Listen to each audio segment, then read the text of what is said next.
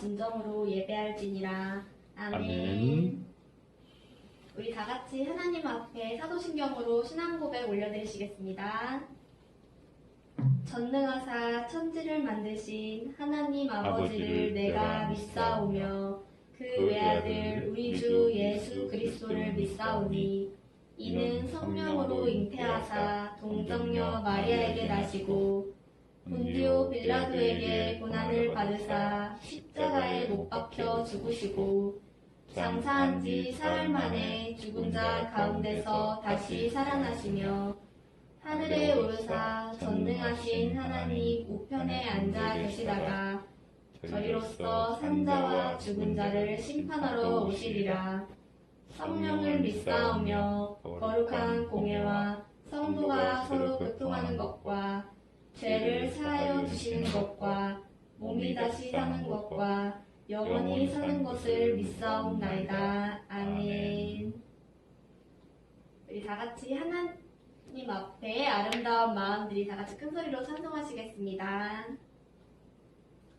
아름다운 마음들이 모여서 주의 은혜 나누며 예수님을 따라 사랑해야지. 우리 서로 사랑해. 하나님이 가르쳐준 한 가지, 내 이웃을 내 몸과 같이 사랑해요. 미움 다툼 시기 질투 버리고 우리 서로 사랑해.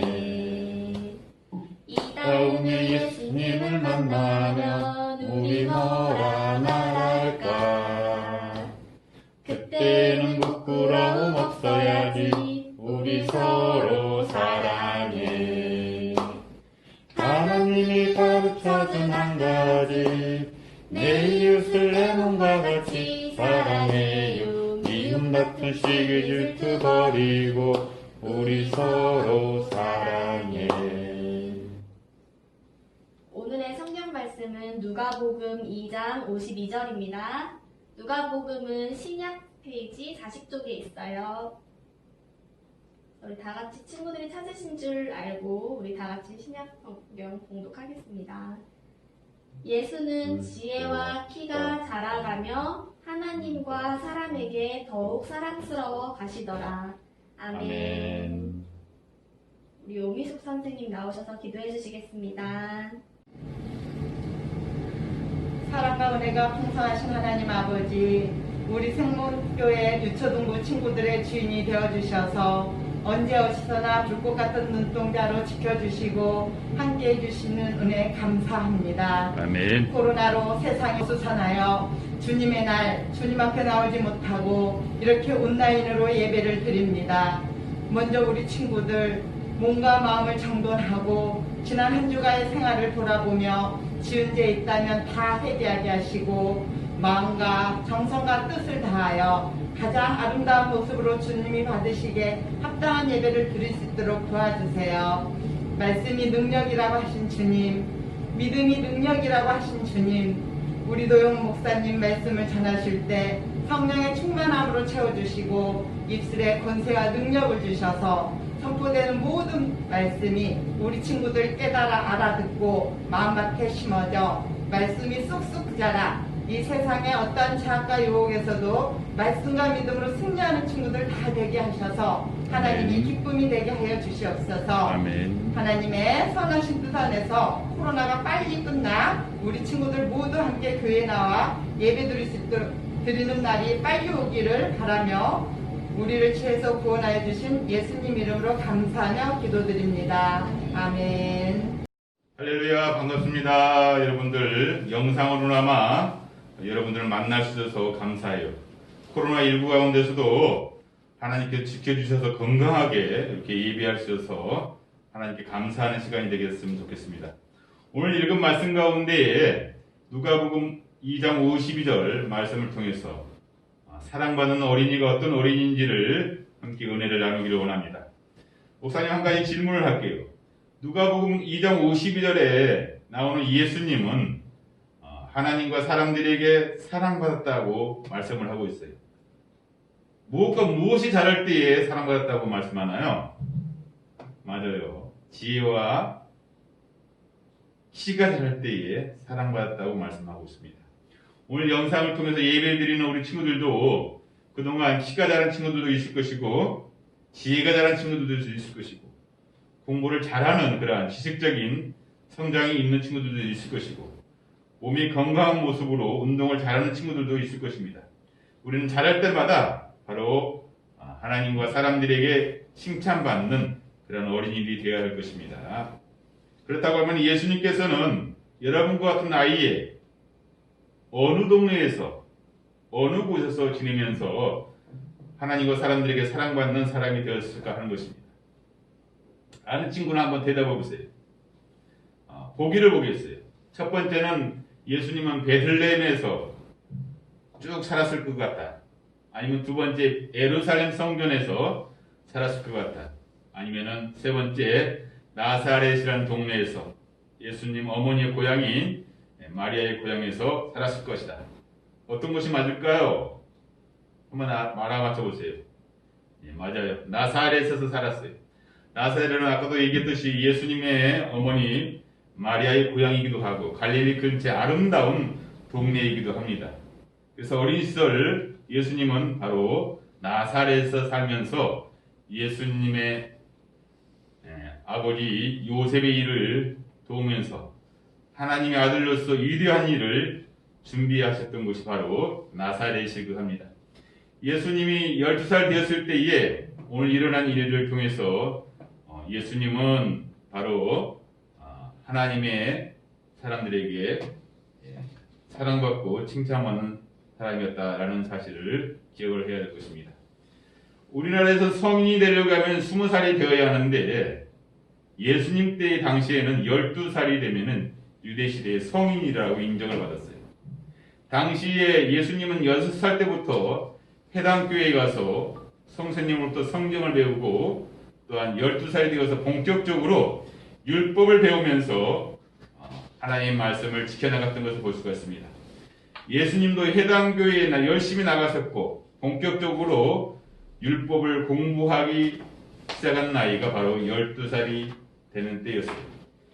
예수님이 12살이 되던 때에 6월절 날이었는데 오늘 본문에 보니까 소년 예수는 아버지 요셉과 어머니 마리아의 손을 잡고 예루살렘 성전에 올라갔던 것입니다. 여러분들 6월절이 어떤 날인지 아시나요? 6월절은 바로 이스라엘 백성들이 430년 동안 애굽의 종살이에서 노예 생활에서 해방되었던 민족의 최대의 날이기도 합니다. 그런데 6월절 명절에는 성인들만 참석할 수 있는데 바로 소년 예수도 이제 12살이 되어서 부모님의 손을 잡고 성전에 올라갈 수가 있었던 것입니다. 6월절은 전국에서 12살 이상 되는 모든 사람들이 예루살렘에 모여서 하나님께 예배하기 때문에 모이던 사람들로 인해서 북적거렸던 것입니다. 예수님도 하나님의 아버지의 집에 올라가서 예배하는 것을 너무 즐거워했고 기대했던 것입니다. 성전에 도착한 예수님은 바로 하나님께 정성껏 예배를 드렸습니다. 6월절 명절이 다 끝나고 나서 사람들이 집으로 돌아가는 길이었습니다. 바로 요셉과 마리아도 어머니 예수님이 곁에서 따라오는 줄 알고 성전에서 내려온 지 하룻밤이 지나서야 예수님이 곁에 없다는 것을 알게 되었어요. 요셉과 마리아의 가슴은 덜컥 내려앉았어요. 사랑하는 아들 예수를 잃어버렸기 때문입니다. 그래서 요셉과 마리아는 같은 마을에 사는 이웃들과 친지들에게 예수님에 대해서 본 적이 있느냐고 물어보았어요. 그러나 아는 사람이 아무도 없었습니다. 요셉과 마리아는 다시 되돌아와서 예루살렘 성전으로 가면서 만나는 사람들에게 물어보았습니다. 성전에 도착한 요셉과 마리아는 이곳을 찾아다니면서 예수님의 발견했을 때에 예수님은 성경을 가르치고 공부를 많이 한 율법 선생들과 질문도 하고 대답도 하고 토론을 하고 계셨습니다. 더 놀라운 것은 소년이 예수가 하신 말씀을 듣고 율법 선생들이 예수님의 입에서 나온 지혜의 말씀에 놀라고 있었다는 것입니다. 요셉과 마리아는 예수를 만나자 너무너무 기뻤습니다.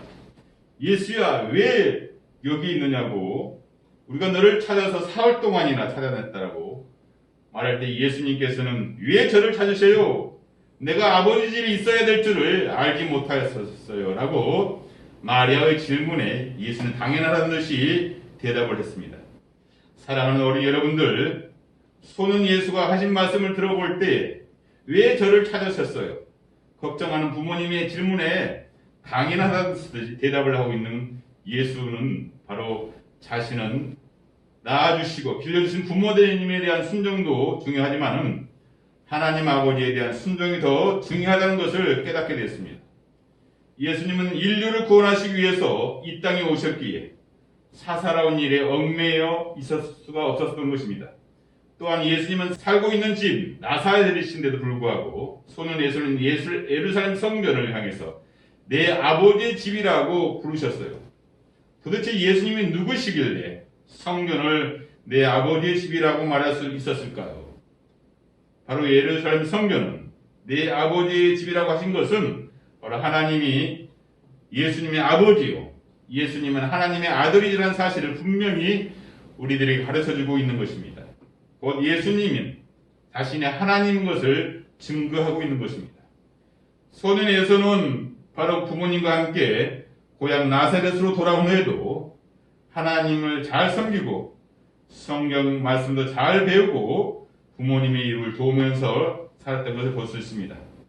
예수님이 30살이 되어서야 공식적으로 하나님의 아들의 직분을 가지고 일하시기 전까지 부모님을 도우고 효도하면서 하나님께 예배하는 일을 열심히 하심으로 하나님과 사람들에게 사랑받았다는 사실을 기억하시면서 오늘 이 말씀을 통해서 우리에게 주신 귀한 교훈 두 가지를 함께 찾아보도록 하겠습니다.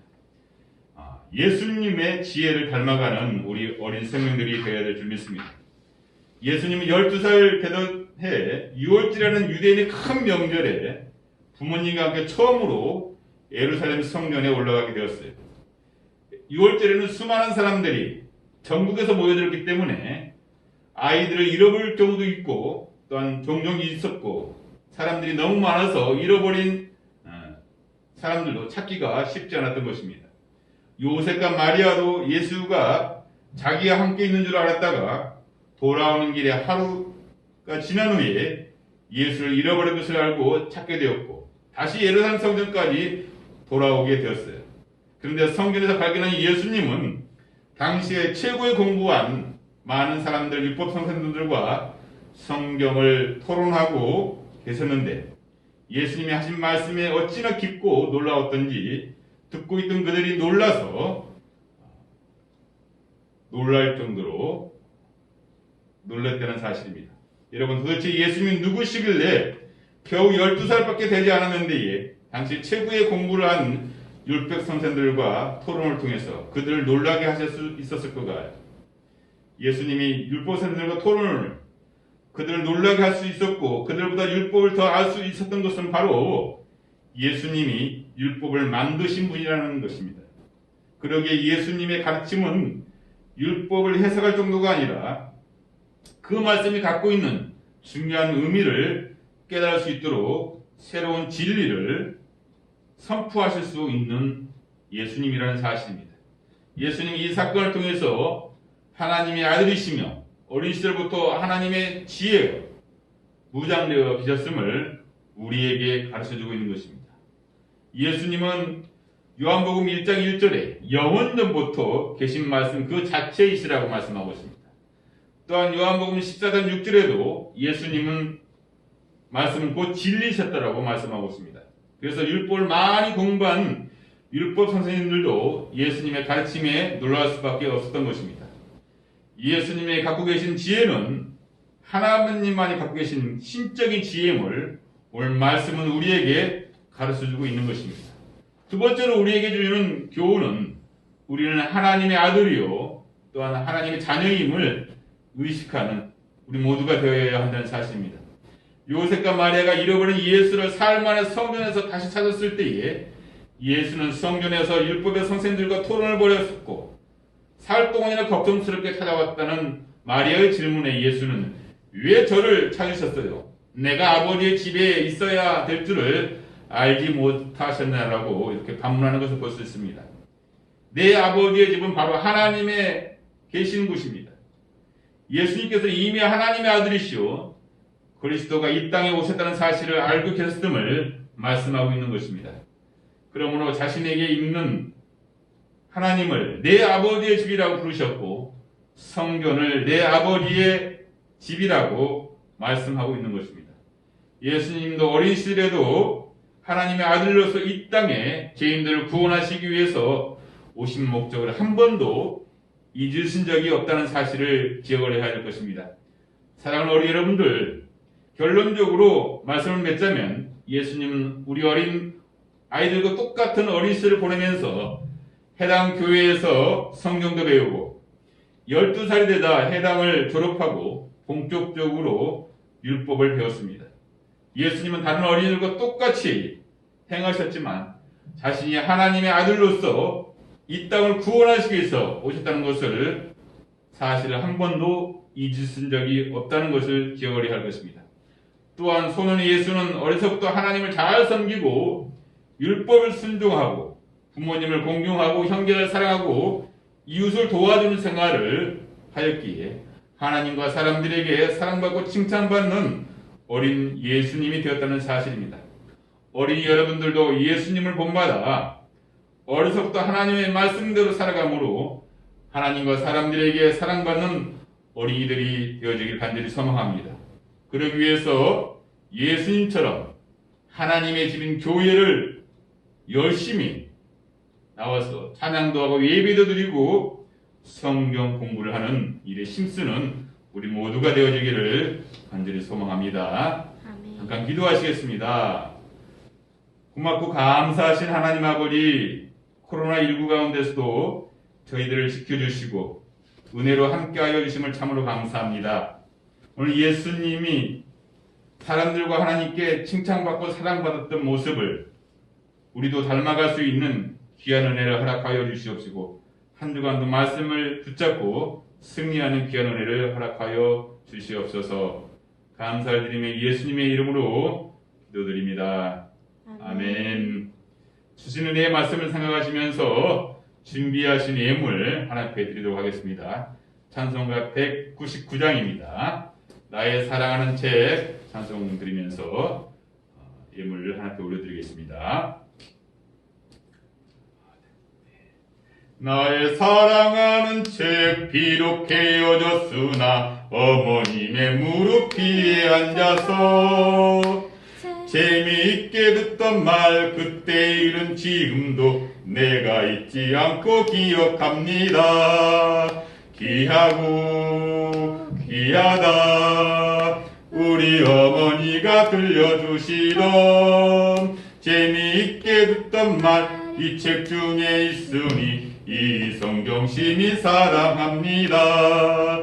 옛날 용맹스럽던 다니엘의 경험과 유대 임금 다윗왕의 역사와 주의 선지 엘리야 바람 타고 하늘에 올라가던 일을 기억합니다. 귀하고 귀하다 우리 어머니가 들려주시던 재미있게 듣던 말 이 책 중에 있으니 이 성경 심히 사랑합니다. 계실 때 만고난 당하고 십자가에 달려 죽임 당한 일 어머니가 읽으면 눈물 많이 흘린 거 지금까지 내가 기억합니다. 귀하고 귀하다 우리 어머니가 들려주시던 재미있게 듣던 말 이 책 중에 있으니 이 성경 심히 사랑합니다. 그때 일은 지나고 나의 눈에 하나오 어머님의 말씀 기억하면서 나도 시시때때로 성경 말씀 읽으며 주의 뜻을 따라 살려 합니다. 귀하고 귀하다 우리 어머니가 들려주시던 재미있게 듣던 말 이 책 중에 있으니 이 성경 심히 사랑합니다. 아멘. 기도하겠습니다. 살아계신 하나님 아버지 참으로 감사합니다. 귀한 은혜에 감사해서 예배하게 하시고 귀한 예물 또한 주님 앞에 드릴 수 있도록 은혜 베푸심을 참으로 감사합니다. 늘 감사가 넘쳐나는 저희들의 삶이 되게 도와주시옵시고 하나님 나라를 세워가며 하나님이 나라를 확정하는 일에 모두 쓰임받는 우리 모두가 되어지도록 은혜를 더하여 주시옵시고 귀한 예물 가운데 하나님 역사하여 주셔서 귀한 사람들을 살리고 선교하고 구제하는 일에 하나님 쓰임받을 수 있도록 복의 복을 더하여 주시옵소서. 드려진 귀한 예물들 가운데 하나님 지혜와 명철과 건강을 더하여 주심으로 하나님 영광 돌리신 우리 모든 생명을 되어지도록 하나님 복의 복을 더하여 주시옵소서. 모든 것 주님께 의탁하고 예수님의 이름으로 기도드립니다. 아멘. 아멘. 다 같이 주님과 지금 기도하시도록 하겠습니다. 하늘에 계신 우리 아버지여, 이름이 거룩히 여김을 받으시오며 나라에 임하옵시며 뜻이 하늘에서 이루어진 것 같이 땅에서도 이루어지이다. 오늘날 우리에게 일용할 양식을 주옵시고 우리가 우리에게 죄 지은 자를 사하여 준 것 같이 우리 죄를 사하여 주옵시고 우리를 시험에 들지 말게 하옵시며 다만 악에서 구하옵소서. 대개 나라와 권세와 영광이 아버지께 영원히 있사옵나이다. 아멘.